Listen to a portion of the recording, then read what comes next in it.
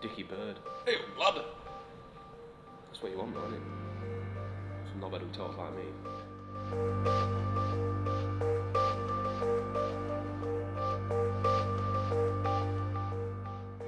I'm Craig Oldham. I'm a designer and I run my own gig in Manchester. And a lifelong Barnsley fan.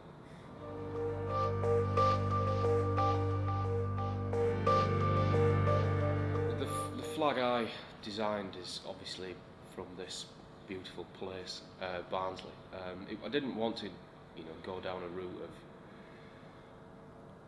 over-designing something.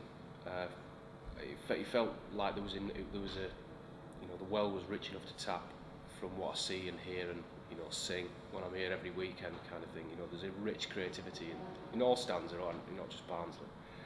And that's kind of where I wanted to start, really, and tap into that wit and humour and creativity as stands, really. So the flag, as it is now, is I guess a reproduction from memory of one I remember seeing when we went to Wembley for the first time as a club and me personally, where we got absolutely tanned by Ipswich in the playoff final. But we're not going to go there. But it was such a gathering, like these things are. Everyone seemed, from the entire town, seemed to be going, and someone, to their eternal credit, had put a big, probably bed sheet and spray painted on it, and it just said, "Last one out of Barnsley, turn the lights off." And of course, you just imagine, we passed it in the car and absolutely loved it and laughed. And I imagine how many people that must have done that, hung over the M1, seeing that, driving down to Wembley. That community and that belonging and that shared humour in the event more than the actual game, I think, is what the big part of the flag is about, really, and that's kind of what I wanted to capture.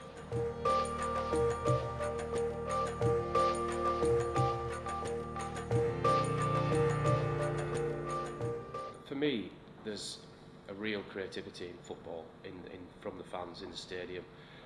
The people just take it upon themselves to make these signs, these banners, these flags, and they sing creative songs. There's a wit there and a humour in all football clubs that needs to be celebrated, and they do it. And if that's a massive part of football, and probably then a great part of the project and what I wanted to bring with the flag.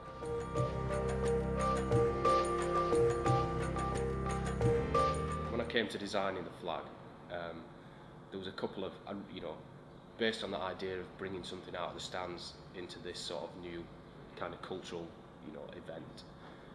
There were two flags I had in mind. One was the one that I remember driving to Wembley in 2000 when we got to the playoff final, which was "Last one out of Barnsley, turn the lights off." The other one I remember from a Preston game was rolled out, and it's just a picture from the film Kes of Billy Casper giving it that, and it just says, "You don't know Billy Casper" underneath, which is because Kes was filmed in Barnsley, and the fans obviously love it. So whenever we're losing, that's what we sing. "You don't know Billy Casper."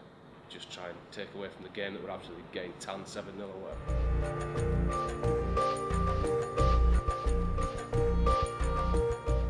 I think there's something beautiful in the fact that there's a spontaneity to it, that people just take it upon themselves. They've got something to say and they say it with whatever means they've got to hand.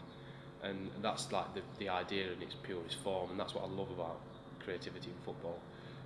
From a professional point of view, as a designer, you can, a lot of that profession comes into it.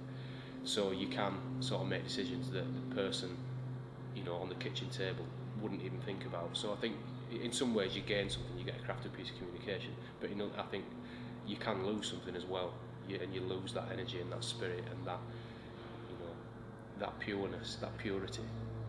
So it's not necessarily criticism. I don't think clubs, over design things. I just think it's a separate place.